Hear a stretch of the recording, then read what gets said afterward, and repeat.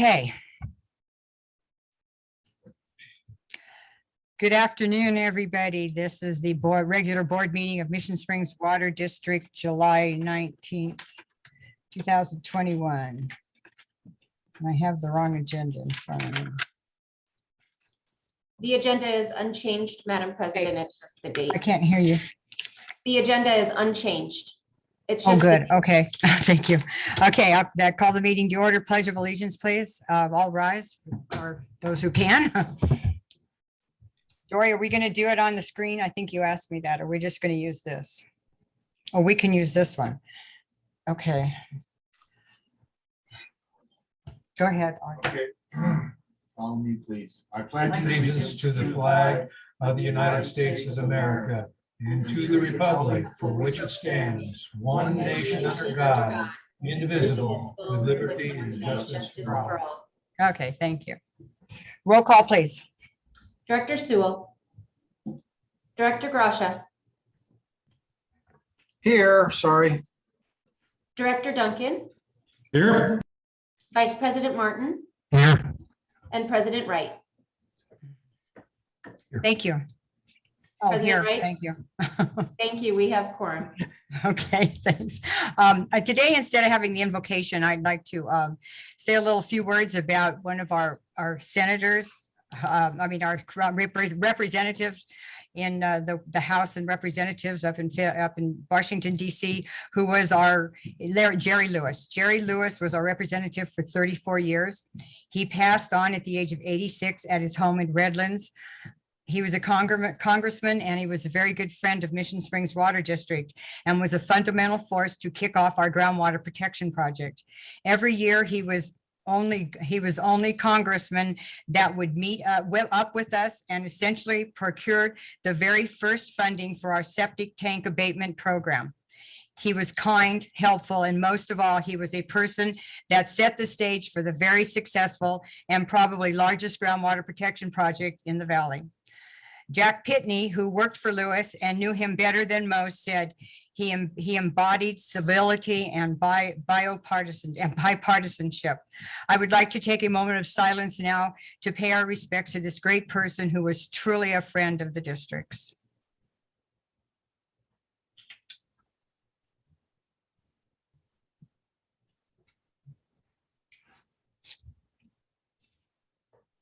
Okay, we'll go on now. Mr. Pinckney, the rules of procedure.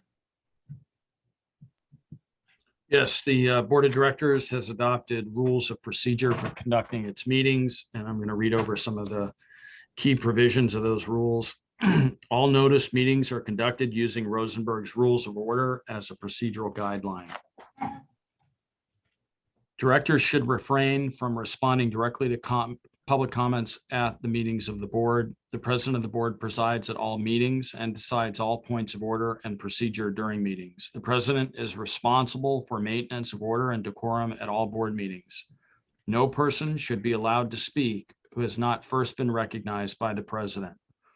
All questions and remarks should be addressed to the president as the presiding officer. No member of the board should speak more than once upon any one subject until every other member of the board wishing to speak on the subject shall have been given an opportunity to speak. No board member shall interfere with the orderly progress of a board meeting. In order to ensure the orderly progress of board meetings, the board president regulates the amount of time to be dedicated to a particular agenda item. Thank you. Public input. Anybody on the line for public input? No, ma'am. Okay, thank you. We'll go on to item number 6. Is there any more on our COVID update?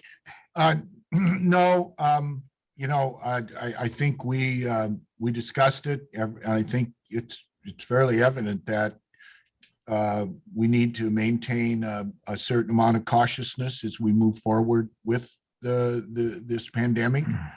But it appears that the vaccine is working, even though you can get the disease if you are vaccinated. But 95% of the cases that are being reported right now are in the unvaccinated group of people, and that's where you're seeing the spikes across the nation. There is a slight increase, I think, locally. And that is concerning to the healthcare providers. So I think we just continue to be vigilant like we have been. And like I said last time, we do not have any employees out because of COVID. And that's a compliment to this district. Yes, thank you to all the staff members and board members. Okay, thank you. Item number 7, Human Resources Report. We have an anniversary of Michael Moore. We talked about this on Thursday. And a promotion from Julio Martinez and certification for Jason Weekly for a distribution grade 3 certificate. And Thank you to all you board members or all you staffers. Excuse me. Arden, do you have anything else to say about them? other than, we really have a top-notch team right now. And we're faced with this last year, we've been faced with something we never expected, and that was the pandemic, and we worked our way through. In addition to that, we are about 3 days from opening the bids on the largest project that we have ever had and may have for some time. It takes a good staff to do this, and these I welcome the new staff, and I know Michael Moore. I see him here at the meetings. I'm so proud of these of the new people that we have. Julio has been promoted, and we're really excited about that. I just saw Juan in here just a little while ago. Jason Weekly got his distribution grade 3, and those are not easy tests. And so I don't think the public realizes how competent and how educated our staff needs to be, every last one that works in this district. So my compliments to my staff, these 3 and our staff in general. Do we have any? We do not have. Okay. Oh, wait, That's Danny, all. Danny, I see Danny. Danny, would you like to? Yeah, I just Say wanted to make something. a quick note, Madam Okay. President, Mr. General Manager. I do see that Juan is on the line, and so is Julio. I'm not sure if I want to make sure that Juan had an opportunity to say anything, or vice versa, even as well as Julio. I just want to make sure, but they're both on the line though. Juan, if you have anything, please say something. I just wanted to congratulate Julio. We're super excited to have him on board, and we're looking forward for the future for our department. Thank you. And thank you, Julio, for us, please, too. And congratulate Jason. Yeah, That grade 3 is those tests get more complicated as you go up the ladder. We'll be Okay, sure thank to you. pass that down. They're not on the call today, but we'll definitely make sure it gets passed down. Thank you. Thanks, Danny. thank you. Okay, item number 8, ordinance 2021-01. That's the ordinance for our water supply contingency plan. We'll turn this over to you, Art. Thank you, President Wright. I don't have, I won't go on anymore, much more than to kind of reiterate what I said on Thursday, in addition to what I said. And at our last meeting, not the one Thursday, but last month's meeting, you all adopted our urban water management plan. And that by state law now must include what we refer to as a water shortage contingency plan, which we do have one in place right now. The new, however, water shortage contingency plan has more tools in its bag to help us comply with various drought orders. And we expect to see those drought orders coming down fairly quickly. And that plan, I think, does reduce what I think Director Duncan appropriately stated, and that is the overreach by the state, and in many ways. But I think it does in a way allow us more tools than we had before. But we have adopted our existing water shortage contingency plan by ordinance, and therefore we need to amend that existing ordinance by another ordinance to adopt the new water shortage contingency plan that you all adopted in June, okay? And I also informed you at the last meeting that we were finalizing our funding for the regional water treatment plant, which is substantial. We're talking $16 million in grants and a very low interest loan from the state revolving fund. I think I'm going to, and I did mention at that time that the State Water Resources Control Board would be checking on that. And Steve is going to elaborate a bit today on how that process works, because they have indeed contacted us. Oh, And, great. but, well, we knew that, but I'm going to let Steve explain to you how that process would work. And my last comment before I give Steve the floor here is that we will need to have an approved plan in place, or that might jeopardize this funding. I can't say for sure, but it would, I know it is something that they have looked at and will look at. And Steve, you want to share with the board what your conversations are with the staff at the State Regional Water Quality Control Board? Sure. Thank you, Mr. General Manager. Good afternoon, Madam President and directors. To build off what Arden was ending with, there is the state board, as part of our regional water reclamation program SRF package, has already reached out to confirm that we met the deadline to submit our urban water management plan and water shortage contingency plan by the July 1st deadline. So that's something that's a box that they will be checking to make sure we have that in place and approved prior to giving us the final funding agreement. But the other step, what we're really here today asking, is that we've agreed on the plan. We have a regional approach to the plan, and we have a more robust toolbox to implement during a drought scenario.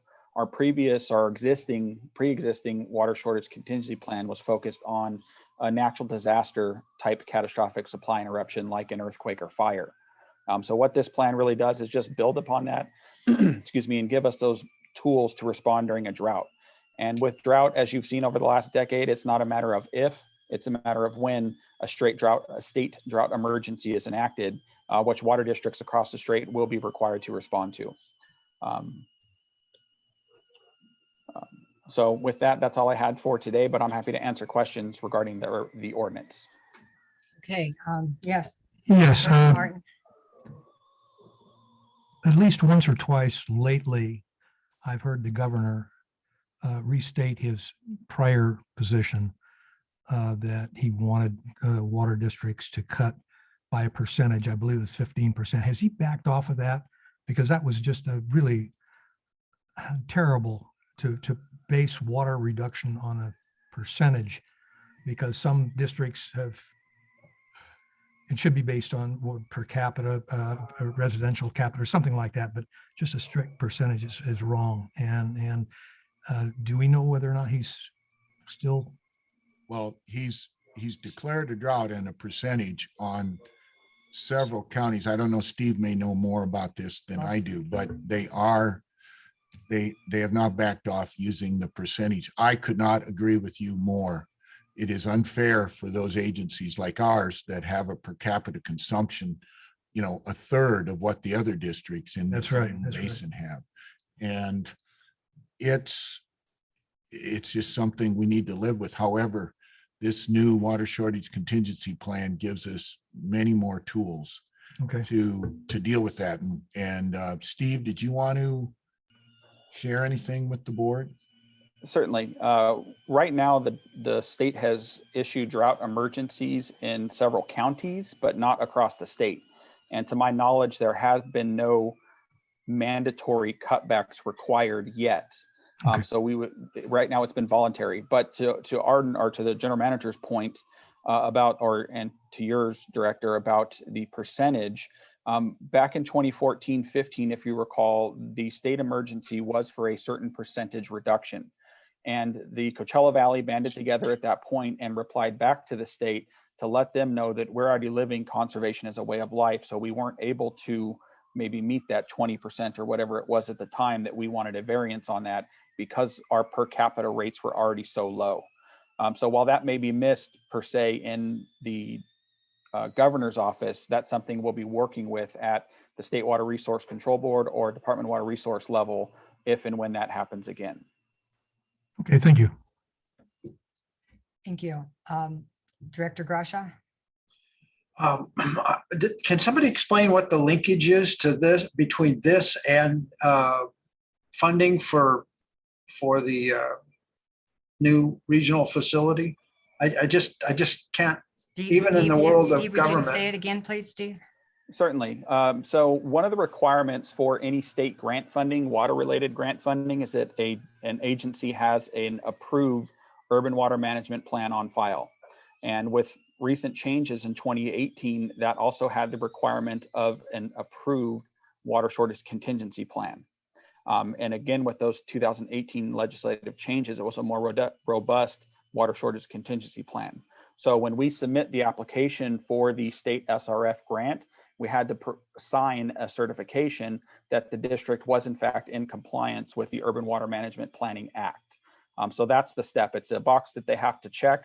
And if we're unable to check that box, then we don't meet the threshold criteria for state funding and we would Okay. not receive it. All right, thank you. Okay, Director Duncan, any press comments? You're on mute if you do have any. No, thank you. Okay. Okay, so how about a motion to adopt ordinance number 2021-01? So moved. And waive the reading, correct? Pardon? And Waive waive, the reading, yes. And waive the reading. Thank you. You have a second? I need a second. A second. Go ahead. Okay, I have a motion and a second. Roll call vote, please. Director Grasha, Yes. Director Duncan, Yes, Vice President Martin, Yes. President Wright. Aye. Thank you. Motion passes. Thank you. Okay, number 9, groundwater sustainability plan update.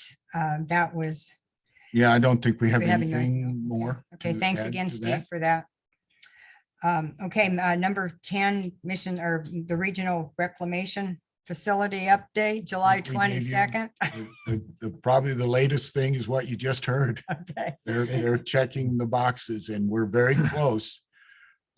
Although we are, as Steve informed you, going to be opening bids on Thursday. Is that correct, Steve? Yes, that's correct. So keep your fingers crossed that this inflation hasn't impacted those pricing as much as we think they might. oh, really? Well, not yet, hopefully. But we hope it hasn't increased the pricing that much, but we will see. Okay, okay, item number 11, critical service center and administration building update. We have nothing new to report. Nothing new on that one. Okay, next item is the consent agenda, which is item 12, 13, and 14. Any one of the board members like to pull any one of these for a discussion or a separate vote? Okay, hearing none. I'd like to move to approve the consent agenda. Thank you. Okay, but I need to ask Dory, is there anybody on the line who would like I'm to move sorry. any one of these? No, ma'am, not that they have indicated to me. Okay, thank you. Now, I have. a Okay, motion. I'm sorry. Yes, I make a motion to approve the consent agenda. Second. Thank you. Roll call vote, please. Director Grasha, Yes. Director Duncan, yes, Vice President Martin, Yes. President Wright. Yes. Thank I'm you. used to Motion passes. Ivan being here to do this. Well, that's what we got the rest of you for. Anyway, okay, director's reports and upcoming events. So Director Martin, Vice President Martin, excuse me. Yeah, I'll take them in the order they appear on the agenda. On the 10th of June, I sat in for Supervisor Hewitt at the CVAG Conservation Commission meeting where we adopted the budget for fiscal year 21-22. On June 22nd, attended the Tribal Water Authority meeting. We approved 2 water production permits in Cathedral Canyon. The first one was for 1,260 acre feet per year. The second was for 180 acre feet per year. On the first city council meeting, Desert Valley disposal delinquent bills were put on the county tax roll. That's pretty standard. There was an approval of a 2-year 21-22 budget. And also approval of the cooperative agreement with the county to continue to provide fire services. On the 3rd of June, Desert Valley Builders Legislative Meeting. And of course, there's always representatives there from the tribe, the state of California, the county, municipal agencies. They were all representatives were present. And the 8th of June, Riverside County Board of Supervisors, there's significant public comments. And this is something that the amount of time that takes on the County Board of Supervisors on some issues is just terrible. And it's not really based on them per se. It has to do with the public input.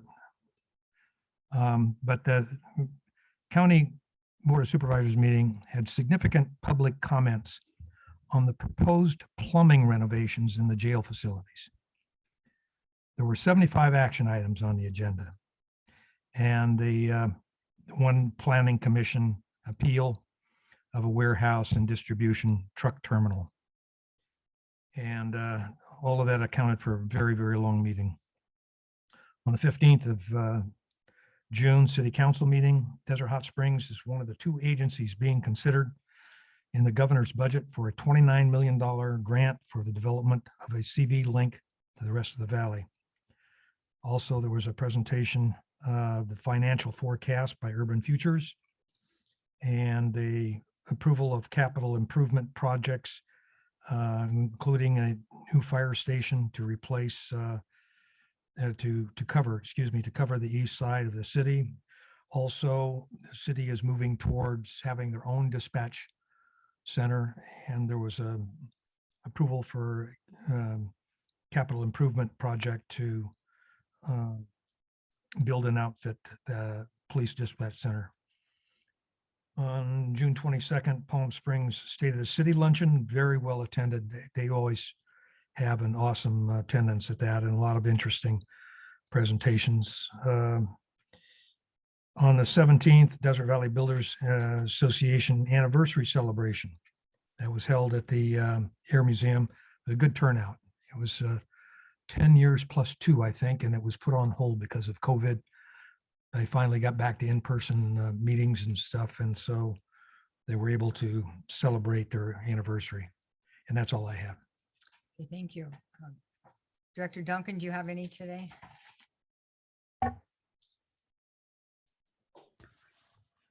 Yeah, just take me a minute to work this button. A couple of them here. And remember, these are a month and a half ago, as of June 1st, Desert Water Agency Board meeting. General Manager's report, all their employees are back to work at the office. I believe their field crew have been back to work, but all their office staff is back and they're doing well. And then their conservation numbers, I didn't write them down, but their outreach and conservation was actually for May, but they're still on track for meeting their reduction goals. CBWD meeting as of June 8th, they had a public hearing. They're looking at, in 2022, for rates. 2022, they're looking at 5% increase, 23, 11%, 25, 9%, and 26, 7%. They're also adding a 6% fixed charge, which turns out, they did it mathematically, turned out to be about 25% effective rate on a lot of folks getting their, on their water bills, and that passed 4-1. But they did vote for just 1 year. They didn't vote to implement all 5 years or all 4 years. They just did 2022's numbers at 5%. And then they want to revisit the rest of those, kind of like we did, see if it's something they really have to do. June 15th, Desert Water Agency Board meeting. They had a public hearing in April or May. I reported that they were talking about having a public hearing for their replenishment fee. They were talking at that time at about $135 a foot. It passed in June at $175 per acre foot for replenishment fees. So we're going to see a bit of a jump in our bills from there. Oh, yeah, I'm not going to get into that. Back to CVWD, June 22nd. I don't believe. Oh, yeah, they voted to adopt the regional urban water management plan, the water shortage contingency plan, and Appendix L. They did those separately. They had 3 separate votes, motions and votes. All 3 of those passed. And that's all I have for those meetings. Okay, thank you. Director Grasha, do you have any reports today? Nothing of significance, thank you. Okay, so we will move on to general manager's report. Okay, we will have a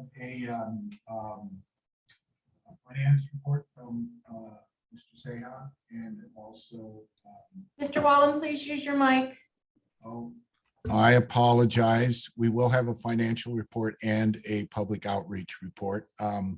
Before that, though, I just wanted to also reiterate how saddened I was to hear that Congressman Lewis had passed on. He was one of the first people that I was introduced to in Washington, D.C. Every time we went to Washington, D.C., he took time out of his busy schedule. He would come out of the chamber to meet with us and we'll go right back. He loved this district. Of course, Mary Gibson, walked the streets for him. And his son worked for him too. Yes. Her son, excuse me, worked for him for a while. He was the one that basically spearheaded our groundwater protection program, like you said, President Wright. And he, a lot of the federal funding, even though it's not the majority of the funding that we've received since then. I mean, we've put together, after he spearheaded and initiated that sort of effort by getting his federal funding for a lot of the planning. We probably easily have put together 75 million in different grants and outside funding, assessment districts, combination of money that we've put in there as well as others. And he was around when we all started out in this world of earmarks. And he was, and I think it's, some of these people really say some really nice things. I thought I'd just read them to you. And I think if you've read the article, you've seen these, but our California Republican representative, Ken Calvert, who we always hear from when we go to Washington, D.C., said on his website that Congressman Lewis made an enormous impact on his district, the state of California, and the nation. And he did. He said if Jerry was ever criticized, it was for delivering too much, too often for his district. Our country would be far better place if all of our public servants worked tirelessly and effectively for the people they represented, like he did. I was so proud of him, and he was a good friend, and I just and his family was, so great. And over nearly half a century, he rose from the local school board, is where he started out, and became one of the most powerful figures on Capitol Hill, heading the House Appropriations Committee, which he was when we were going for our funding to begin with. Yes, you were. He announced his retirement in 2012. San Bernardino County Supervisor also said it correctly, Dan Rowe, when he tweeted that he will be remembered as one of the most influential lawmakers in the history of our region. Yeah. And then the one I mentioned before that you mentioned was the Claremont McKenna College political scientist, John Pitney, who worked for Lewis in the 80s, said and tweeted, he is embodied, like you said, civility and bipartisanship. And with that, he was really, truly great to this district. And we may try to do something even more to thank him for all that he's done for this district. With that said, He I gave think- us the push and what we needed to feel that we could do this, and and we've done quite well. And he got us going on it. And the 2007 Water Resources Development Act, the 2007, we still have our almost $35 million, and it's still alive and well. And he's not around to see it, but it's still alive and well, thanks to Jerry. Lewis. Wasn't he also very supportive of the recreation building where Furby Pool is at and the stuff over there, Boys and Girls Club used to be? Yes, he was. supported came here that and had a and- meeting with everybody at one. And I think he point. swayed a lot of people's opinion on the, yeah, so. Yes, he helped out on that, on the Right. pool and the community center. Yes, he did. we don't often get a personal audience when we go to Washington, DC, but with him, we always did, He's a great guy. you know, Sad to see. and his dog Bruin. And his dog was always there, and his wife. That is Which is very nice. a Okay. great family. And now, okay, and then No, we're still on the whichever general. one plan. you want first. I You don't want to care. do the financial report That's fine. first? That'll work. Okay, Arturo, you have the floor, sir. Okay. Madam President, distinguished members of the board, staff, and public present, I will be presenting a quick overview of the April 30th, 2021 financial statements. I will be focusing on the first page of the report. That's the one on your screen. I'm sorry. I think, am I sharing the right screen? Yes. Okay. The combined funds. Correct. So this is a page I'm going to be focusing on and giving you a little bit of information.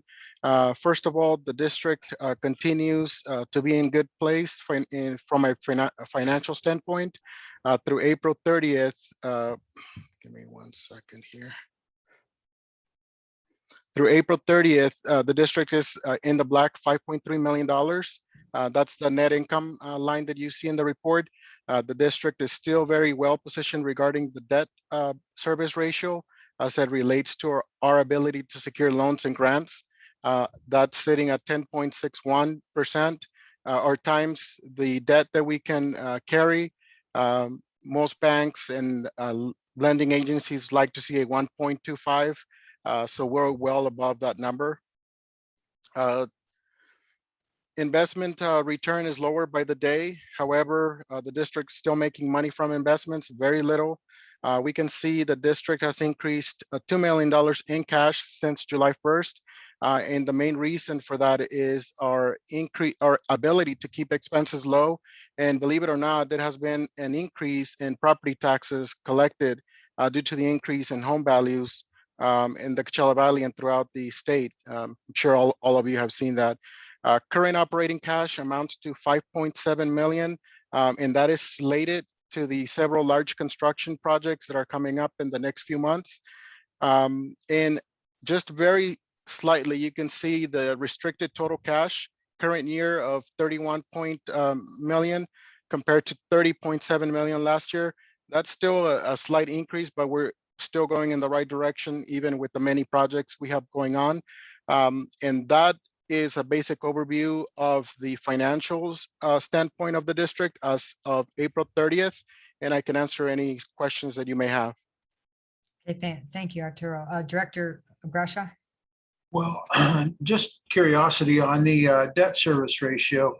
What happens to those numbers that are showing there when, and if I guess, when you secure the finances necessary to pay for the regional plant and the potentially the new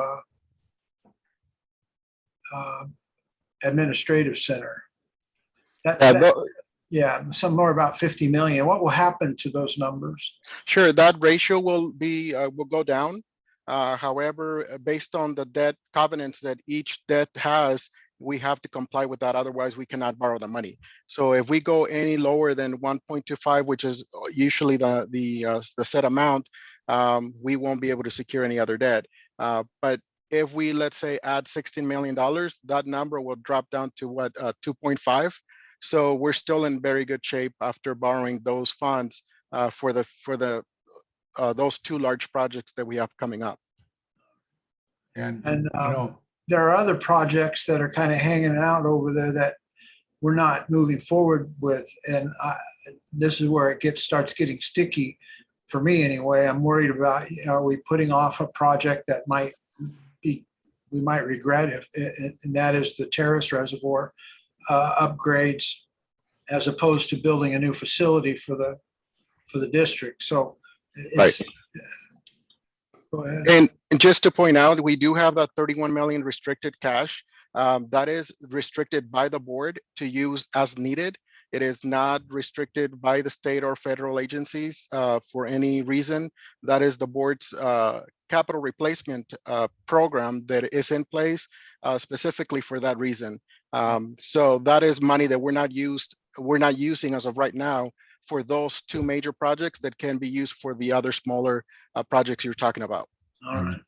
Well, it would be great if sometime at a meeting in the next few months, if you could have the engineering staff bring what's going on with the terrace reservoirs. I think it's important enough the board needs to be familiar with it completely. I know they might be already, but I'm not. And what I have learned recently is something I think that we should make sure everybody's familiar with on that project. Yeah, I completely agree. And then we'll also provide a timeline of when those expenses should be happening. So we can get that together for sure. and that's a very good point. And the other thing that I wanted to add to that was the fact that we will have a water and sewer master plan, which is one of the reasons we're doing the water and sewer master plan, is to get an idea of where we are with regard to financing those projects. Okay. We are looking way out into the future to be sure that we have the financial ability to meet all of those demands. Thank you. Director Duncan?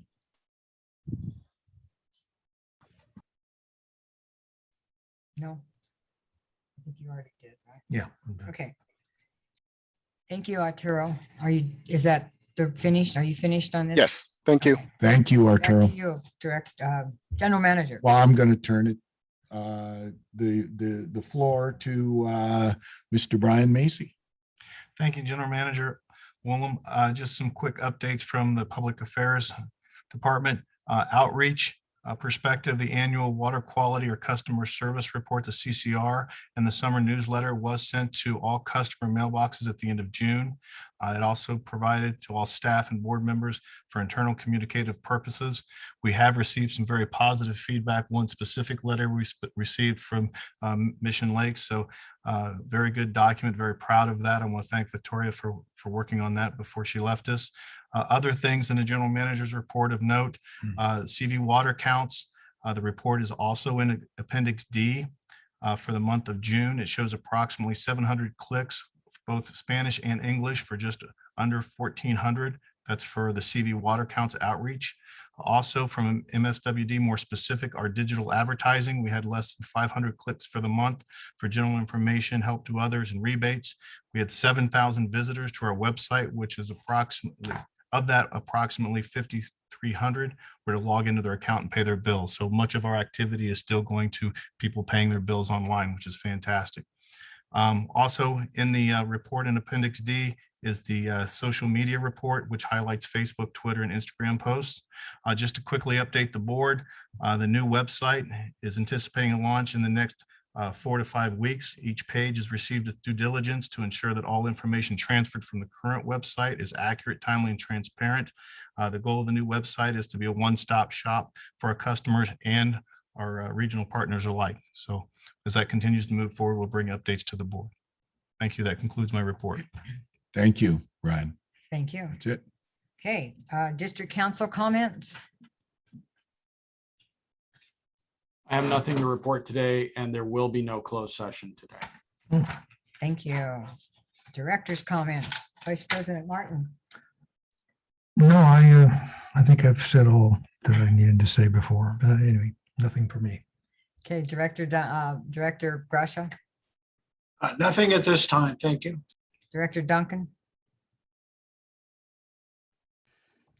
Yeah, just kind of a rhetorical question in the form of a comment.